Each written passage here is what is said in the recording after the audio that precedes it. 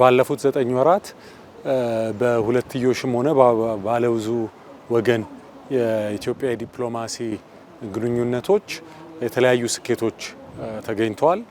ከዚህ ውስጥ መጠቀስ የሚችሉት ኢትዮጵያ በብሪክስ መድረክ ውጤታማ ተሳትፎ አድርጋለች። የአፍሪካ ህብረትን ውጤታማ በሆነ መንገድ አስተናግዳ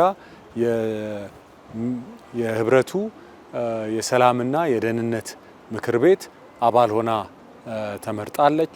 እንዲሁም ከአጎራባች ሀገራት ጋር በተለይ ከወደብ እና ከባህር በር ጋር በተገናኘ ከጎረቤት ሀገር ጋር የነበረ አለመግባባትን በሰላማዊ ዲፕሎማሲያዊ መንገድ መፍታትና በዓለም አቀፍ ደረጃም የኢትዮጵያ የባህር በር ጉዳይ የተሻለ ተቀባይነት እንዲያገኝ ማድረግ ተችሏል።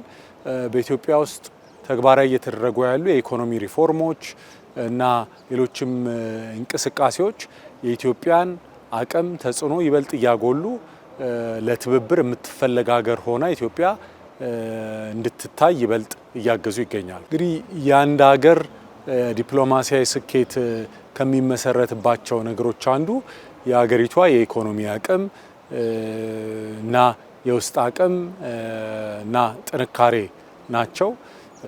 የማክሮ ኢኮኖሚክ ማሻሻያዎች ከዛ ጋር ተያይዞ የሚመጡ ውጤቶች ሀገራችን በቀጠናው ተጽዕኖ ፈጣሪ እንድትሆን ኢትዮጵያ በመሰረተ ልማት ከጎረቤቶቿ ጋር ከቀጠናው ሀገራት ጋር በመቀናጀት በኃይል አቅርቦት ከኬንያ፣ ከሱዳን፣ ከታንዛኒያ ከሌሎችም ሀገራት ጋር እየፈጠረችው ያለው ትስስር የኢትዮጵያ የኢኮኖሚ እድገት የኢትዮጵያ ልማት በኢትዮጵያ ብቻ ታጥሮ የሚቀር ሳይሆን ለቀጠናችንም ለጎረቤት ሀገሮችም አቅም የሚሆን እንደሆነ በተጨባጭ እየታየ ያለ ነው። ከጊዜ ወደ ጊዜ የተቋም ግንባታ አቅምን ማጠናከር ላይ የሚሰሩ ስራዎች በቀጣይነት በስፋት የምንሰራቸው ስራዎች ይኖራሉ።